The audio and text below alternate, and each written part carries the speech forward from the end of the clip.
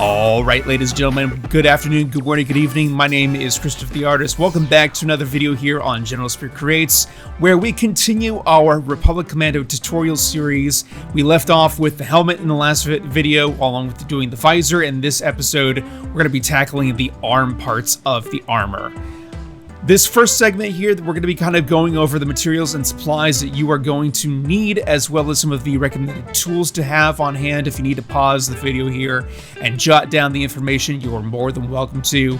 I will also have timestamps for this video, given that this will be a long one. I debated whether or not I wanted to cut up this video, but I thought, you know what?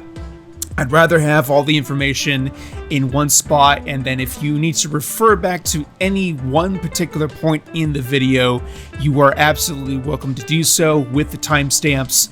And I hope that this will be, again, very informative for you all. And let's go ahead and get rolling on this.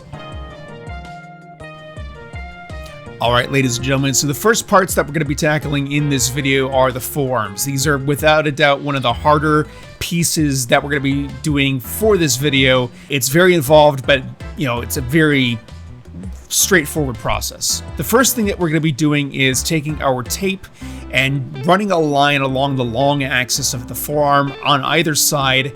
And the reason we're doing this is so we can get a nice clean line across the entire axis, and then just taking a pen of an off color and being able to mark that edge.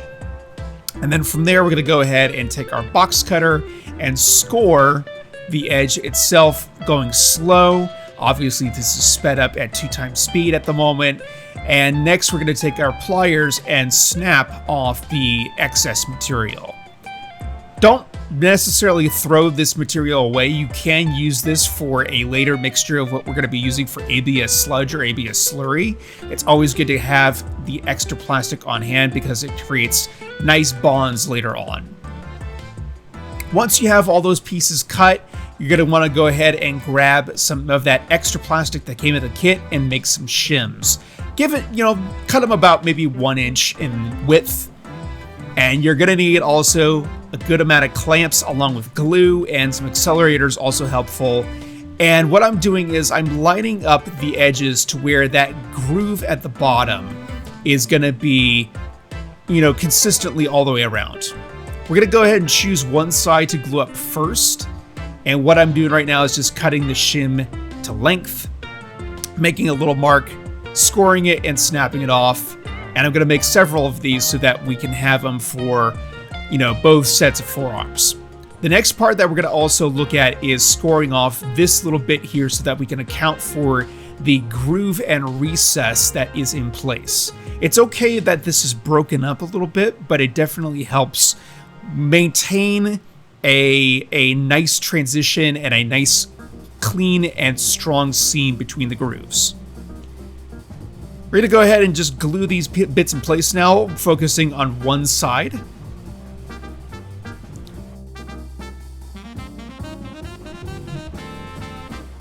And then we're going to go ahead and clamp this in place. And then, of course, we're going to go ahead and do the longer piece and glue that in place as well. I kid you not when I say a bunch of clamps are definitely needed for something like this. I literally, at my local hardware store, got these for like $16 for a pack of 20 kind of deal, which is not bad.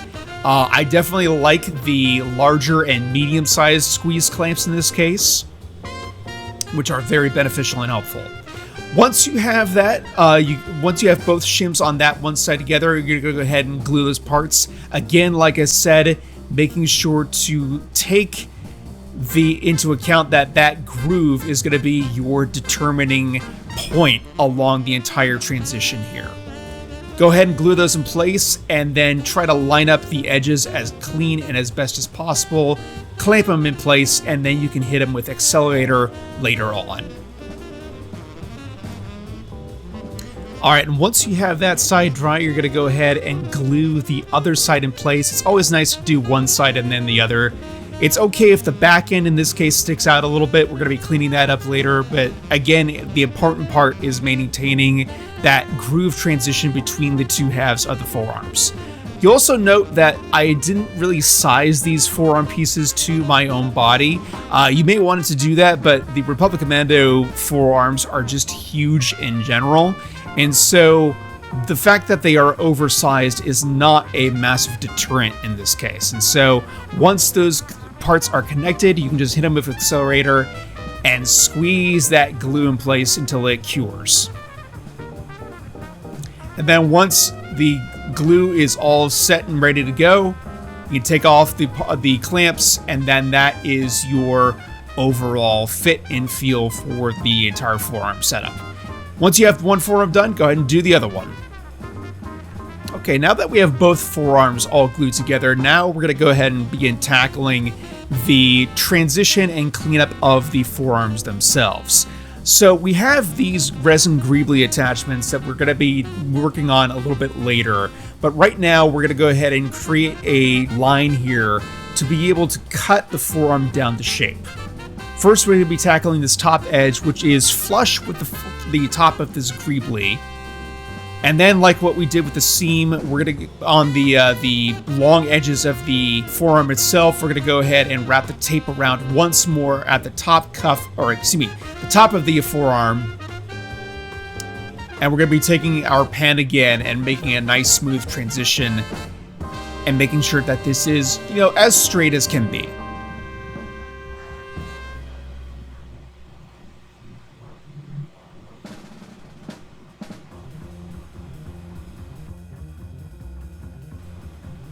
Once that is drawn, you're going to go ahead and mark on the side of the forearm where it's only this recess here, a little bit of a curve, and that is such that it can maintain the bend in the elbow. Here we're going to be going to using our belt sander here. You can totally do this step with a rotary tool if you do not have a belt sander or access to a belt sander, but it's nice to have this tool for this process. Kind of just knocking down all these edges, and again, getting this nice curve in the forearm itself for the bend in the arm later on.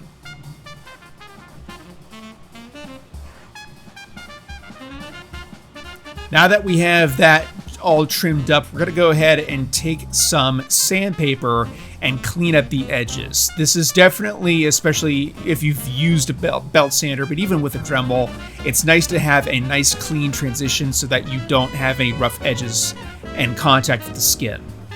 Now we're going to go ahead and take our resin piece and begin to line it up against the forearm itself. Obviously, there is a little bit of cleanup work that we need to do on the bottom edge. And this is, again, where that belt sander and Dremel tool is going to be helpful. Right now, we're just go ahead and marking off where our kind of grind down line is going to be for this process. And then once that's all marked, we can go ahead and begin the cleanup process. I like to keep the forearms pretty close by in this case so that I can actually use them and guide where I need to further clean up the edges and bottom transition so that it's nice and seamless. Obviously, there are parts in which the belt sander cannot do, and for any kind of finalized or fine-tuning cleanup, I like using these files to knock down these edges. We also have these little greebly bits that go on top of the main forearm greebly, and there's just basically a curve that we need to do on the other side, underside, and then also a flattened transition to be able to line the part up with the forearm greebly. You'll see what I mean in a little bit.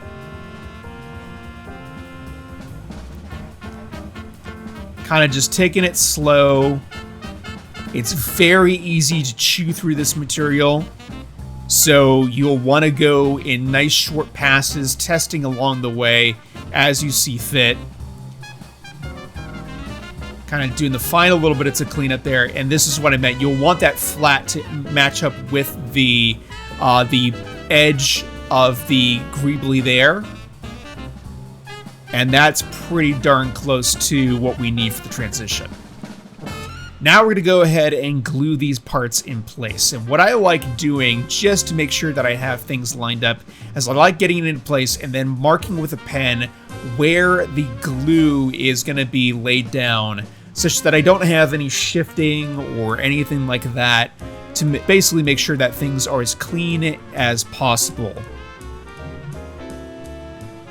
Once you press that down and in place, go ahead and clamp it down. And then, of course, hit it with accelerator or just let it fully dry. Now we're going to go ahead and hit each of the forearms with some ABS sludge. This is a mix of acetone and ABS scrap. Like I said, this is usually left over from a kit. This is actually left over from multiple kits before, which is why I have so much. And you want to try to be as clean as possible with your passes. That definitely helps the process.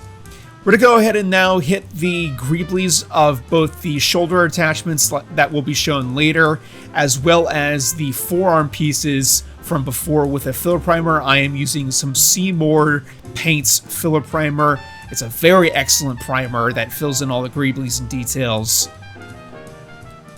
And then once the ABS sludge is cured, we're going to go ahead and sand down these bits. Sometimes this ABS sludge needs a full couple weeks to cure because of the acetone evaporating from the parts. Once those are sanded down, you're going to go ahead and take some Bondo auto filler, or just really any kind of filler of your choice. It doesn't really matter. You'll want a ratio size that's probably approximately a golf ball size of filler to a pea size of hardener, and then you'll go ahead and apply in as smooth as possible coats on your pieces. This is basically a cosmetic at this point. It's not really held for anything other than strength. It's just for decorative and making sure that the seams are nicely clean and all that stuff. So next, after that is cured and done, we're gonna go ahead and sand it down. First, knocking down all the hard parts with a sander of sorts. I'm using an orbital. You can use a mouse, doesn't matter.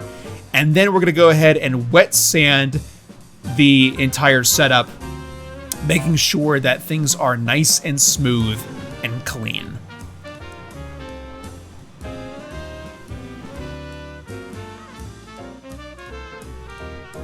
Once more, as an added bonus, even though we already did this, I do like knocking down the edges just a little bit, just to make sure that everything is a nice smooth transition on, especially after all of the filler and the sludge that we used. And now it is time to glue the resin parts in place. You go ahead and hit the edges of this piece first, and then you try to line the parts up as best you can, making sure that the bottom part, or at least the parts that go towards the wrist, are in place, and then everything is straight and lined up.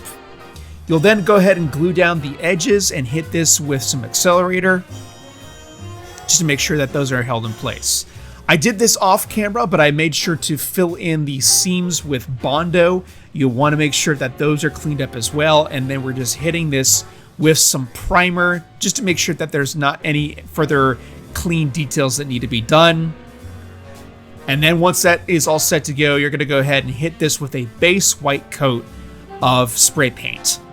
For most Republic Commandos, this is the base color for pretty much most of the RCs other than Omega Squad members. Just nice light coats, making sure that you get all the surfaces. And then from there, you can dry for the next color steps. Which, after masking off the front parts near the resin greeblies, we're going to take our Montana sprays that we had in the helmet video, because we're working on the Night Ops. This is the, I believe this is the gravel spray paint.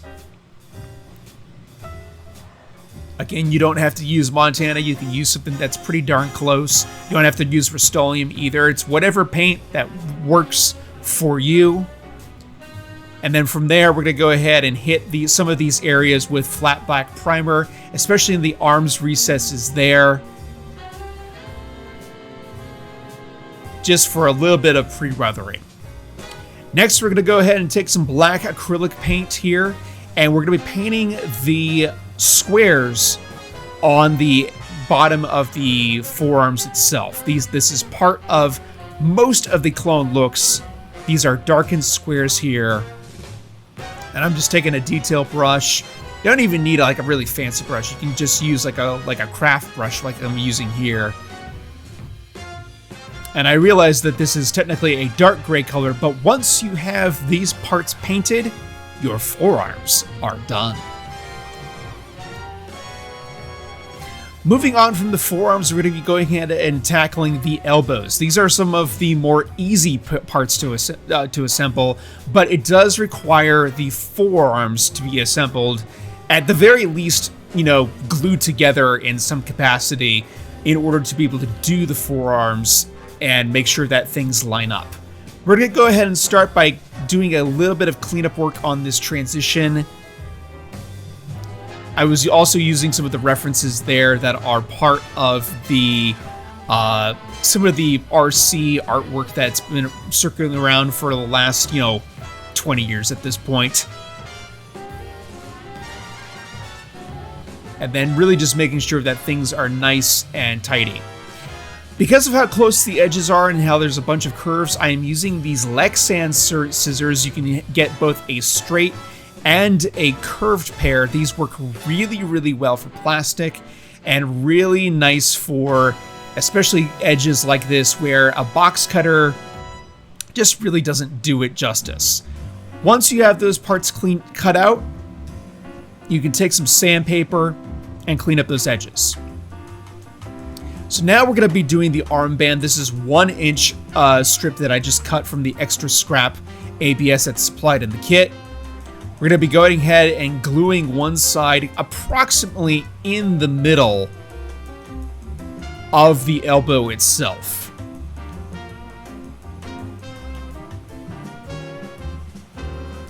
And you'll want to make sure that you glue this first transition nice and strong, that you let it fully dry before you begin the next step, which is to bend the elbow strap around the arm itself.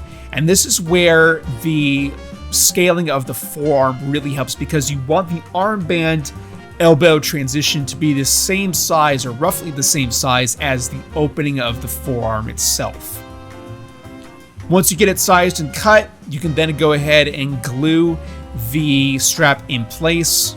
This is a permanent strap that is part of the kit. And then you go ahead and just clamp this down and let the glue cure.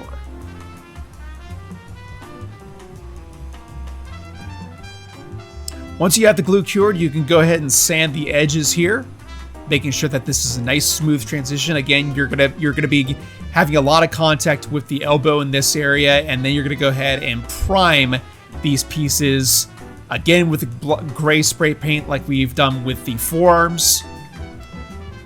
And then once that's dry, you're gonna follow it up with the white primer yet again. Having a nice consistent base is gonna be very beneficial across the board. And then once the primer is all done and ready, we're gonna go ahead and I taped off screen the design for the Night Ops, these little bands of 1/8 inch tape, and then again used our Montana spray paints to do a coat over the elbows, again with our base color, and then following up with our darker color transition. Nice even coats overall, just to make sure that things don't run or drip. And then lastly, we're going to be following up with a little bit of black mist with some pre-weathering.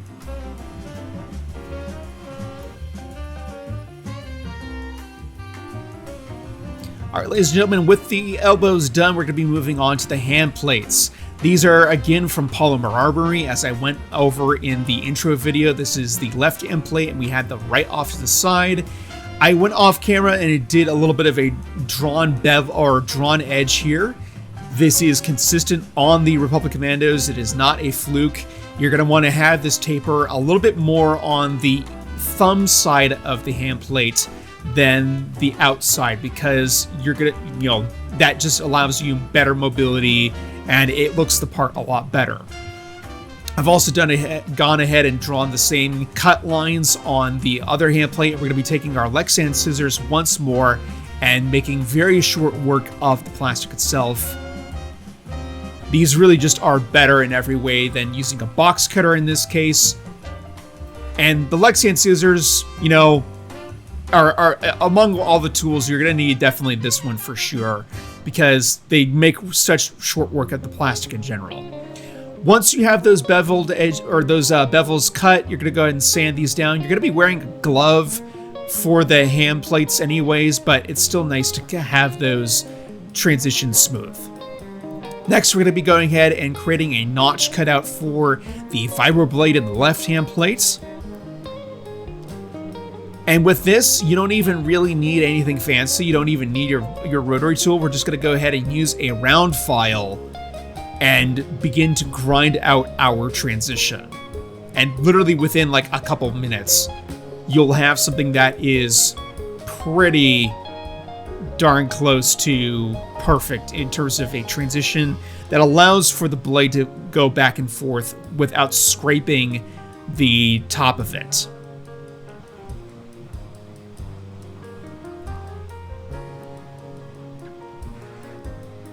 And I kind of just cut out a little bit more of that recess to allow for a better glide in the blade itself. And now we're going to go ahead and trace out a notch in the hand plate itself to allow for this slide. This is going to be the part that allows for us to slide the vibro blade itself. And we're going to go ahead and starting with some drill holes to create our groove. Starting with the top and bottom there, and then you're going to want to go ahead and drill all those holes through, and you're going to take some pliers. These literally came with like a 3D printer kind of deal. You can find them at a hardware store. You're just going to kind of cut out the transitions between the holes itself. This is a nice, easy way to get these little burrs and, you know, that groove going. You just take your time, and then taking a mark, you're basically going to go ahead and mark off also where the groove line is going to approximately go. We're not going to go all the way to this edge, but you do want to file out the material, and you want to make sure that that groove, greebly is nice and smooth.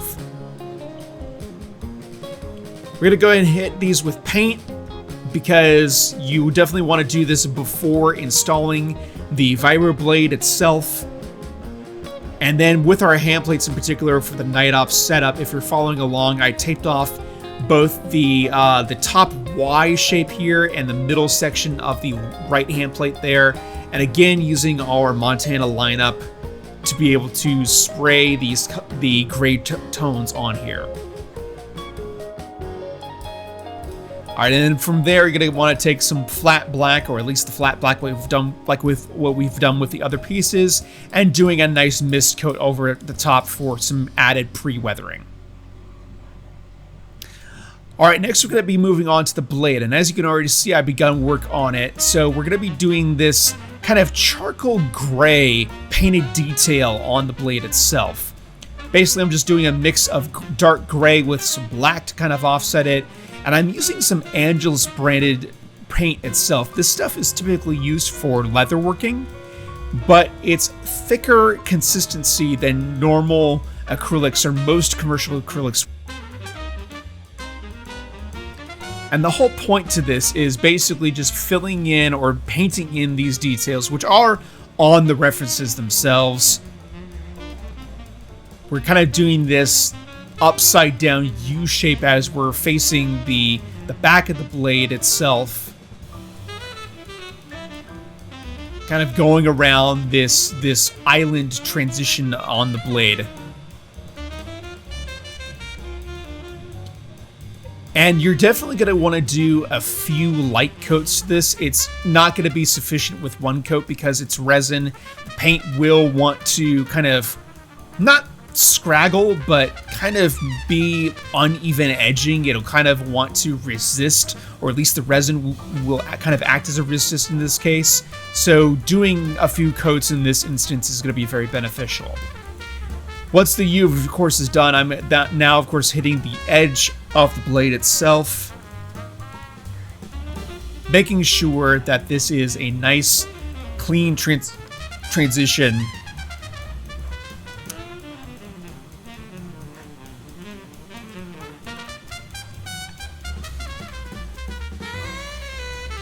And then from there, we're going to go ahead and begin to hit the blade with some silver. Again, this is nothing too fancy. I literally have a silver marker from Posca. This is an acrylic paint pen. And I'm going to do a few layers here, but basically we're just going ahead and laying down some silver markings in between the U and the edge of the blade where we just painted the dark gray before. And this will give us our metallic kind of look to the blade.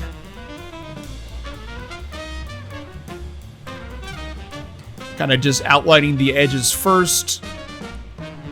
Nice and slow, and then filling in the center points. Alright, and from there you are ready to assemble your setup. I already did a little bit of scuffing and weathering, of course, on the hand plates themselves. But first, what you're going to want to do is you're going to want to go ahead and glue the little knob that inserts into the blade itself. And you're going to want to make sure that this transition is nice and secure. You might feel a little bit of friction in this case, but that is all right. You might need to do a little bit of test fitting. Sometimes you might also need to clean up the groove itself in the hand plate a little bit more to make sure that things are all nice and, you know, playing well with one another.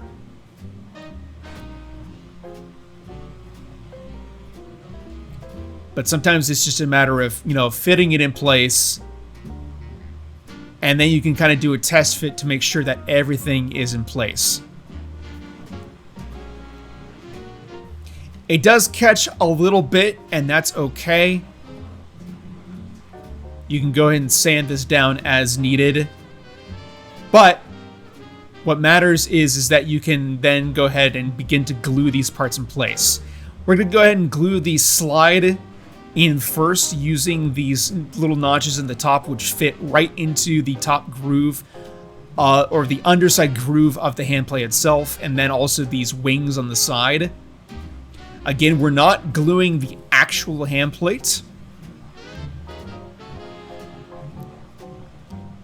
You gotta kind of hold that in place, and then ideally you'll also want to go ahead and secure the edges with a little bit of glue just to make sure that, you know, things are nice and tight and staying in place and not going anywhere. Hitting it with a little bit of accelerator will speed up that glue curing process. And then once those are in place, you are ready to go ahead and glue the knob. Again, making sure that, you know, the transition is smooth. Obviously, it isn't a little bit on mine, but that is okay. It'll still be pretty awesome.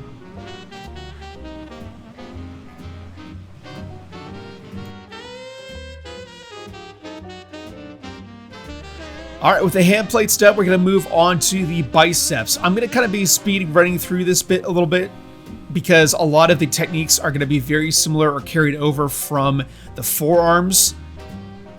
Kind of using our tape to clean up the edges once more. And then kind of just, you know, of course, marking off where our cut lines are going to be.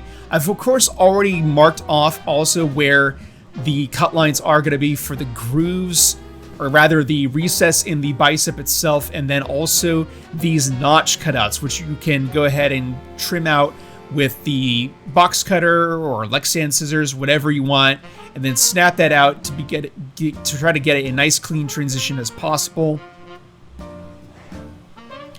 You cut that edge, and then you're gonna glue together both bicep halves with these shims.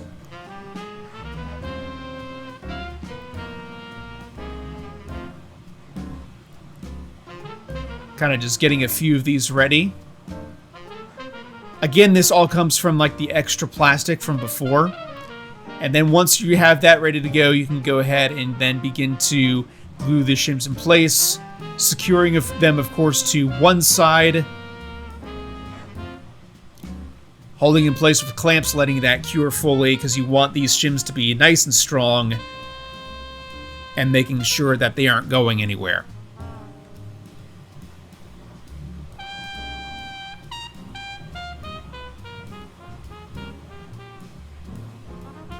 kind of going around, not necessarily worrying about covering the entire gap, but you are going to want to go ahead and get as many of the surfaces as possible. The last shim I'm doing is literally going to go in this small little recess that's right in the bend of the bicep itself. And that's where having some of these little tiny squeeze clamps that you'll see here in a moment come into place, because it really, it basically allows for nice even squeeze on that gap without too much interference of the other larger clamps. Once you have the shims all glued in place, it is now time to glue the biceps together. I like gluing the front side first, or what is normally the front side. Or actually, this might be the back side. It doesn't really matter, but what does matter is that you try to get this transition of the curve of the bicep itself. This will help you with minimizing cleanup later on, and a lot less bondo and seam work and all that kind of stuff.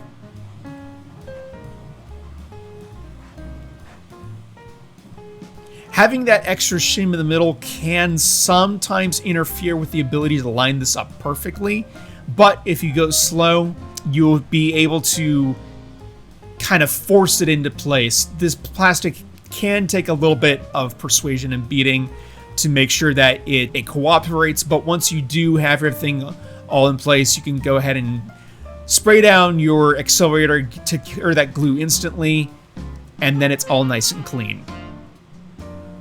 So now it's a little bit of edge cleanup to make sure that the transitions are seamless and smooth both on the bottom and the top edges.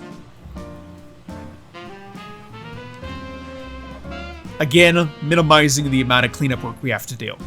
And then, like with the forearms, we're gonna go ahead and bring out our friend Mr. ABS Sludge once more, filling in the gaps, making sure that we are as clean with our application as possible, such that it minimizes the amount of work that we have to do later on. I didn't mention this with the forearms, but applying thin coats of this stuff also speeds up the amount of cure time that it takes for this slurry to cure. Like I said, sometimes it can take a couple of days, sometimes it can take like a week or two, depending. So you want to make sure that you give it a nice amount of time to cure, and it's gonna look awesome in the end. We're hitting this little a notch in the bottom here to make sure that this is all nice, seamless. Going heavy so that we could sand it down later.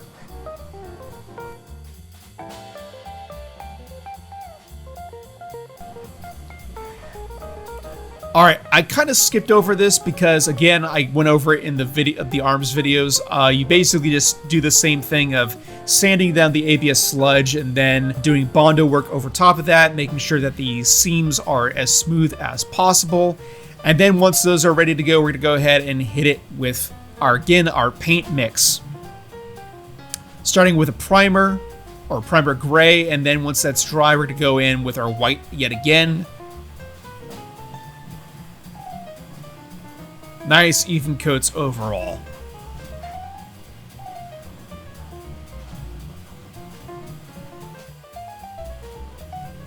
All right, once that's done, we're going to go ahead and do some detail work. I already painted in these trapezoidal details.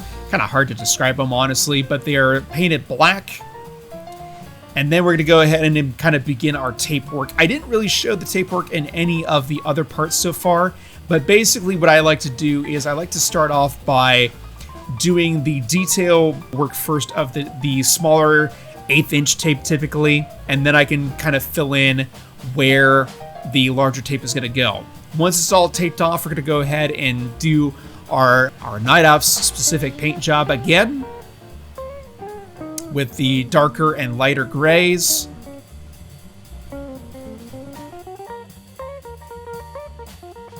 Which of course is going to be followed up with the flat black misting for pre-weathering once more. And then once this step is done, you're ready to remove the tape and the biceps will be complete.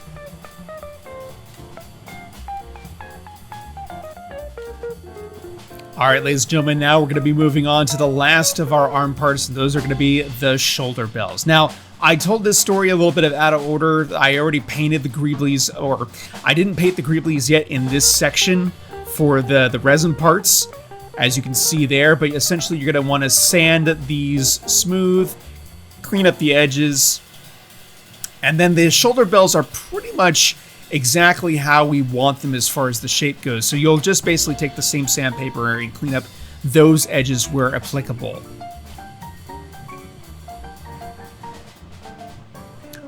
Next, you're going to take this sheet of plastic, which has already been included in the kit, and this is your kind of your inside layer of the shoulder bells itself. You're going to go ahead and cut along the provided edge there.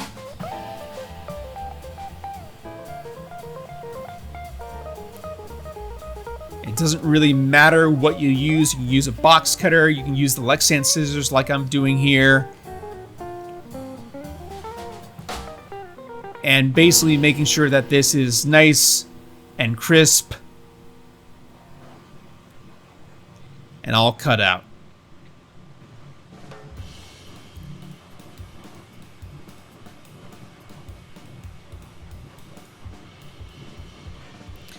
All right, and basically it'll lay in here like such, but we got to do a little bit of work to it first.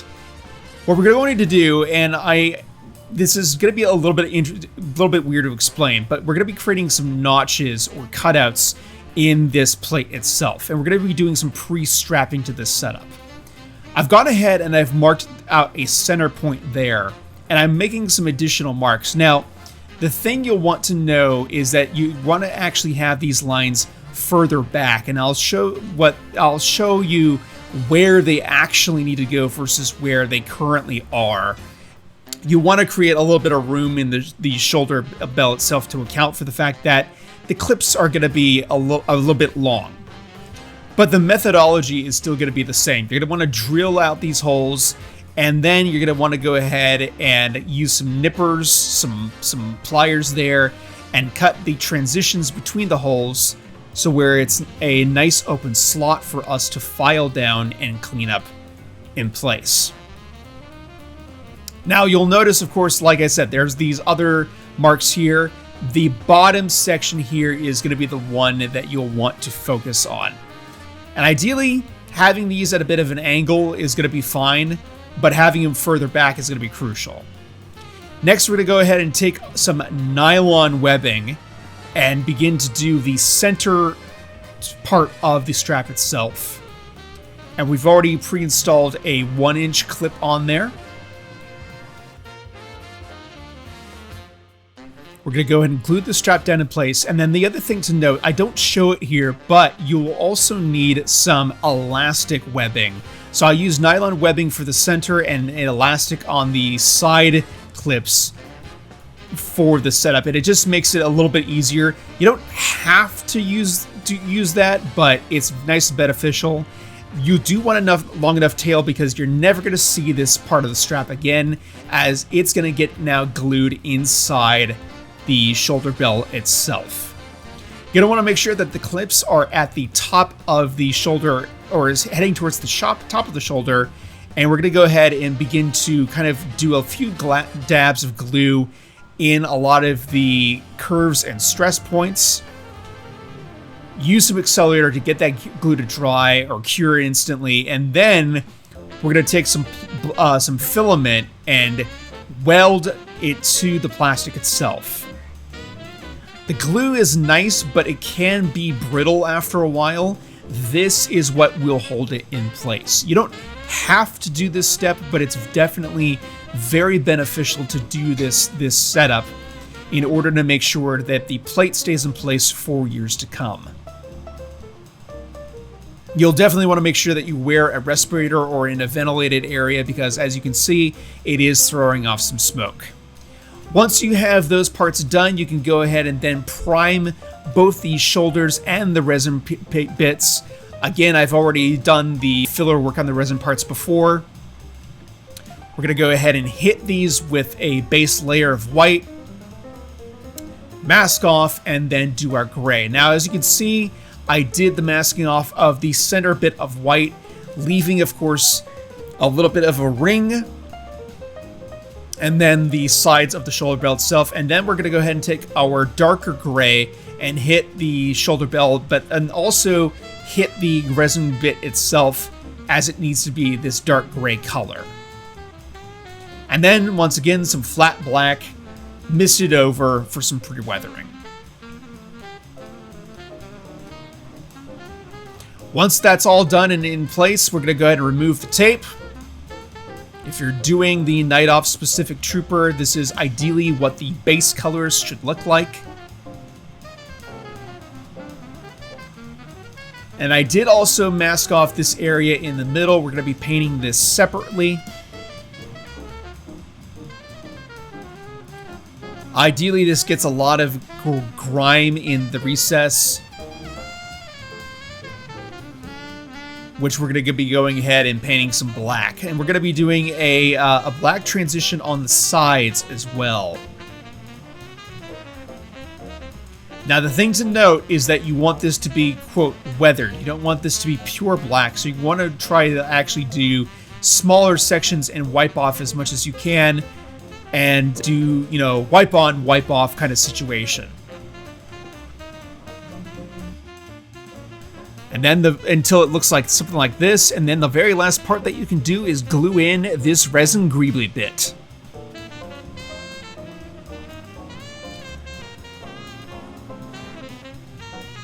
And we're kind of just filling in the glue like so, or making sure that the resin stays down with a little bit of a glue at the top and the bottom, doing nice little beads to make sure that it stays in place. And I actually do wait a couple of minutes before applying the accelerator, just because I don't want there to be like little beads that come up with the glue to make sure that it looks nice. And yes, it's going to get weathered later on, but I still want it to look clean.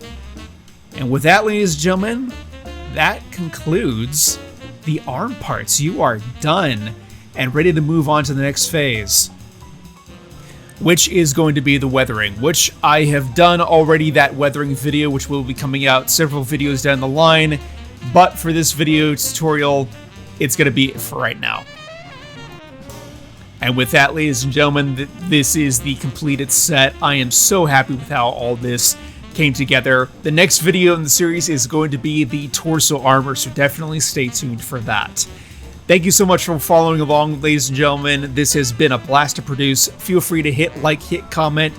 Don't forget to hit that subscribe and notification bell icon, and we will see you all next time in the next one. Goodbye for now.